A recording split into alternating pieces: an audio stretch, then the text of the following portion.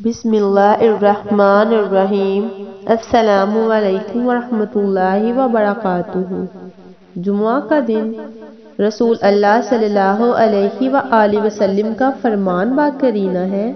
جمعہ کا دن تمام دنوں کا سردار ہے اور اللہ عز و جل کے نزدیک سب سے بڑا، اور اللہ عز و جل کے نزدیک عید الاضحیٰ اور عید الفطر سے بھی بڑا ہے۔ اس میں 5 خصلتیں ہیں۔ اللہ تبارک و تعالی نے اسی میں آدم علیہ السلام کو پیدا کیا، اسی میں زمین پر انہیں اتارا اور اسی میں انہیں وفات دی۔ اسی میں ایک ایسی ساتھ ہے کہ بندوں اس وقت جس چیز کا سوال کرے گا وہ اسے دے گا جب تک حرام کا سوال نہ کرے، اور اسی دن میں قیامت قائم ہوگی۔ کوئی مقرب فرشتہ و آسماں و زمین اور ہوا، پہاڑ اور دریا ایسا نہیں کہ جمعہ کے دن سے ڈرتا نہ ہو۔ سورۃ الکہف حضرت ابو سعید رضی اللہ تعالی عنہ سے روایت ہے، نبی کریم صلی اللہ علیہ وآلہ وسلم نے فرمایا، جو شخص جمعہ کے دن سورہ کہف کی تلاوت کرے تو اس کے لیے 2 جمعوں کے درمیان نور روشن ہو جاتا ہے۔ سبحان اللہ۔ رسول اللہ صلی اللہ علیہ وآلہ وسلم نے ارشاد فرمایا، جو شخص جمعہ کے روز اپنے والدین یا ان میں سے ایک کی قبر کی زیارت کرے تو اس کی مغفرت کر دی جائے گی اور فرما برداری لکھا جائے گا۔ جب جمعہ کا دن آتا ہے، نبی کریم صلی اللہ علیہ وآلہ وسلم نے فرمایا، جب جمعہ کا دن آتا ہے تو مسجد کے ہر دروازے پر فرشتے کھڑے ہو جاتے ہیں اور سب سے پہلے آنے والے اور پھر اس کے بعد آنے والوں کو نمبر وار لکھتے جاتے ہیں۔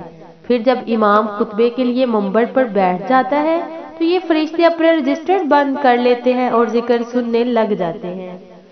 سورۃ الکہف، جو شخص جمعہ کے دن سورۃ الکہف پڑھتا ہے اس کے لیے دونوں جمعوں کے درمیان ایک نور روشن ہو جاتا ہے۔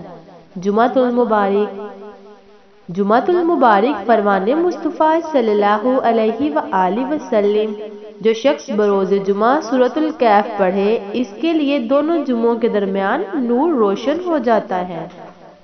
اے تمام جہانوں کے بادشاہ، میں تجھ سے تیری رحمت کا سوال کرتا ہوں۔ اے اللہ، اس دنیا میں جتنے بھی مجبور لوگ ہیں جو تیرے علاوہ اپنی مجبوری کسی کو بتا بھی نہیں سکتے، تو ان سب لوگوں کی مشکلات حل فرما، آمین اللہم آمین۔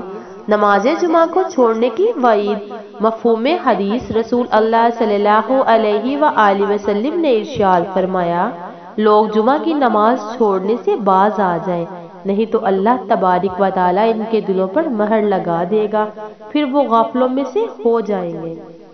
ہوا کو گالی نہ دو، رسول اللہ صلی اللہ علیہ وآلہ وسلم نے فرمایا، ہوا کو گالی نہ دو کیونکہ یہ اللہ کا ایک جھونکا ہے جو رحمت اور عذاب لا سکتا ہے، بلکہ اللہ سے اس کی بھلائی مانگو اور اس کے شر سے اللہ کی پناہ مانگو۔